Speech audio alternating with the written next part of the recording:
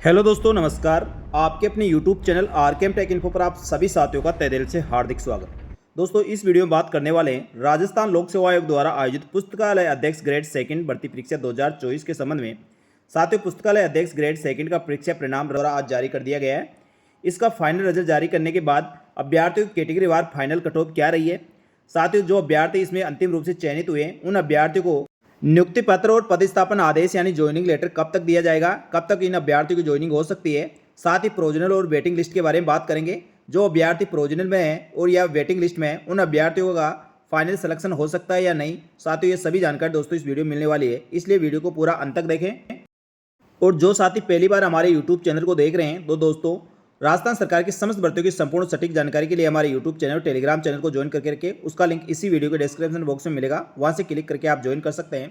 साथियों, राजस्थान कर्मचारी चयन बोर्ड द्वारा पुस्तकालय अध्यक्ष ग्रेड सेकंड भर्ती परीक्षा 2024 का आयोजन करवाया गया था और परीक्षा में सफल रहे अभ्यर्थियों के दस्तावेज सत्यापन पात्रता की जांच माध्यमिक शिक्षा विभाग द्वारा किया गया था।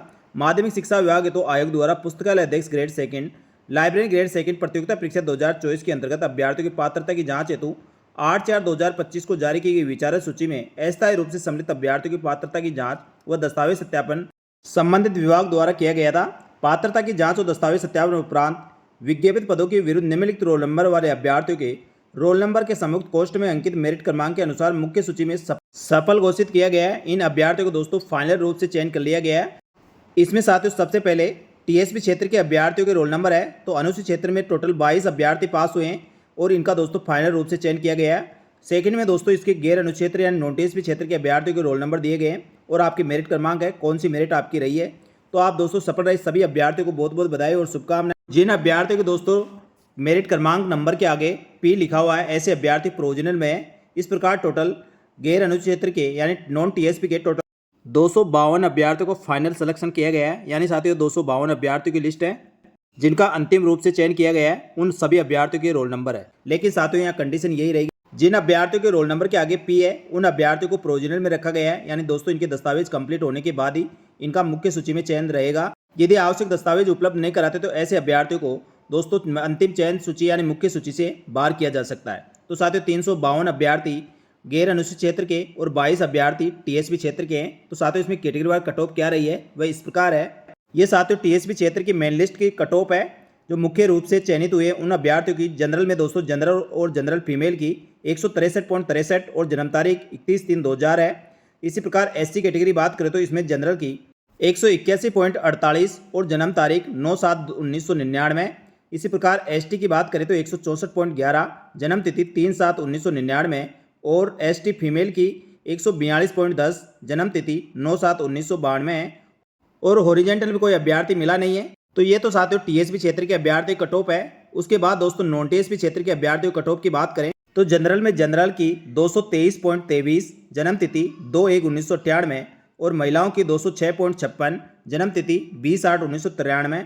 एससी कैटेगरी में जनरल और जनरल वुमेन की 185.92 कट ऑफ मार्क्स रहे हैं। और जिन अभ्यर्थियों की जन्म तारीख 8/6/1995 वहां तक के अभ्यर्थियों को सिलेक्शन हुआ है।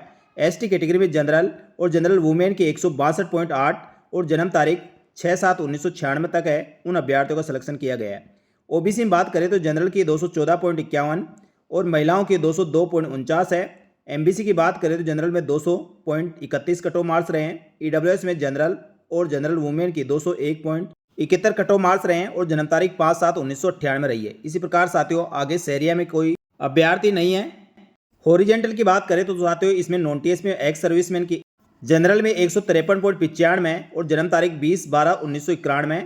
एससी में कोई है नहीं। ओबीसी की बात करें तो 152.80 जन्म तारीख 1/11/1992। एलयू में 150.80 और जन्म तारीख 1/3/1993। एलडीसीपी की बात करें तो 212.83 और 26/11/2003 तक के अभ्यर्थियों को इसमें फाइनल सिलेक्शन किया गया है। इस प्रकार दोस्तों टीएसपी और नॉन टीएसपी क्षेत्र के अभ्यर्थी कट ऑफ मार्क्स रहे हैं। तो ये सभी अभ्यर्थी दोस्तों इसमें रोल नंबर दिए गए हैं और उनके कट ऑफ मार्क्स दिए गए हैं। इन सभी अभ्यर्थियों का अंतिम रूप से फाइनल सिलेक्शन हो चुका है। इसमें साथियों जो अभ्यर्थियों के रोल नंबर के आगे पी लिखा हुआ है उसका मतलब प्रोविजनल से हैं। साथ ही पी मार्क्स अभ्यर्थियों की पात्रता का निर्धारण माध्यमिक शिक्षा विभाग द्वारा किया जाएगा। अतः संबंधित अभ्यर्थी माध्यमिक शिक्षा बीकानेर से संपर्क करें। पी का मतलब दोस्तों जिन अभ्यर्थियों के डॉक्यूमेंट्स में किसी प्रकार की कोई कमी है ऐसे अभ्यर्थियों को प्रोविजनल में रखा जाता है। इसमें अब राजस्थान लोक सेवा आयोग का कोई रोल नहीं है।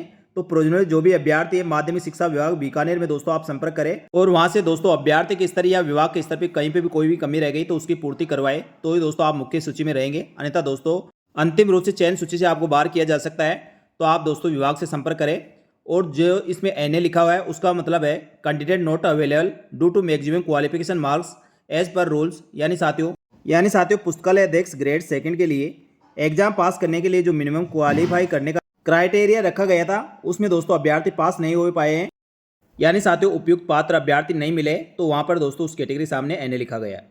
विचारक सूची तैयार करते समय राज्य सरकार के प्रपत्र दिनांक 26/7/2017 के अनुरूप जिन अभ्यर्थियों को आयु व अन्य किसी तरह फीस को छोड़कर वो छूट प्राप्त नहीं किए उन अभ्यर्थियों को उनकी स्वयं की कैटेगरी में विचारित किया गया है। तो साथियों आप इस नोट भी देख ले। और जिन अभ्यर्थियों के इसमें फाइनल सिलेक्शन हो गया उन अभ्यर्थियों की मेन लिस्ट थी। इसके साथ ही दोस्तों राजस्थान लोक सेवा आयोग द्वारा मुख्य सूची के साथ ही दोस्तों एक रिजर्व सूची यानी आरक्षित सूची और जारी की गई है। आरक्षित सूची में दोस्तों अभ्यर्थियों के रोल नंबर और मेरिट क्रमांक दिए गए हैं, जिससे अभ्यर्थियों को पता चल सके कि उनकी दोस्तों आरक्षित सूची में मेरिट क्रमांक क्या है, जिससे अभ्यर्थियों को पता रहेगा कि कौन सी मेरिट क्रमांक पर उनकी वेटिंग लिस्ट है। यानी साथियों एक तरह से पूरी वेटिंग लिस्ट है। यह सूची दोस्तों पात्रता की जांच और दस्तावेज सत्यापन उपरांत संबंधित सेवा नियमों के अनुसार तैयार की गई है। आरक्षित सूची है।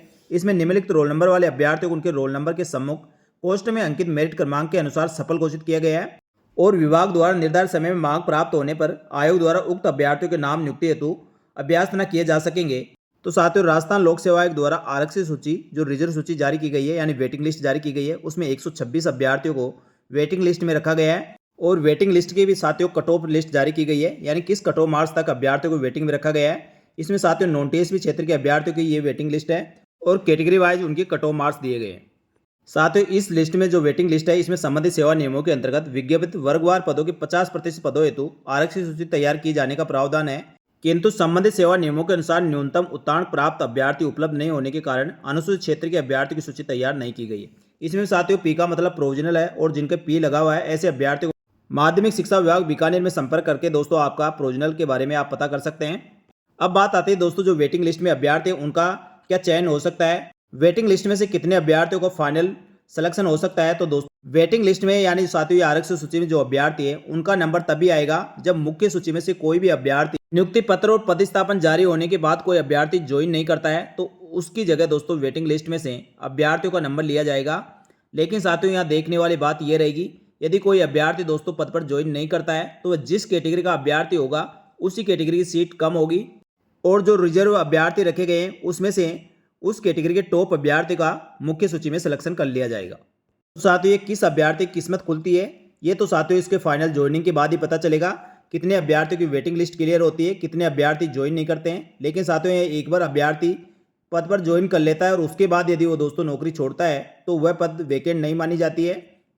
इस चीज़ का भी अभ्यर्थियों को ध्यान रखना चाहिए। तो साथियों कोई ऐसे अभ्यर्थी जो लाइब्रेरियन ग्रेड सेकंड के लिए अंतिम रूप से चयन हो गया है और दोस्तों उसका यदि किसी दूसरी भर्ती में फाइनल सिलेक्शन हो रखा है तो साथियों आपको ज्वाइन नहीं करना चाहिए, जिससे अपने अन्य साथी को फायदा मिल सके, क्योंकि एक बार ज्वाइन करने के बाद दोस्तों वो सीट बढ़ जाती है तो वह वैकेंट सीट नहीं मानी जाती है।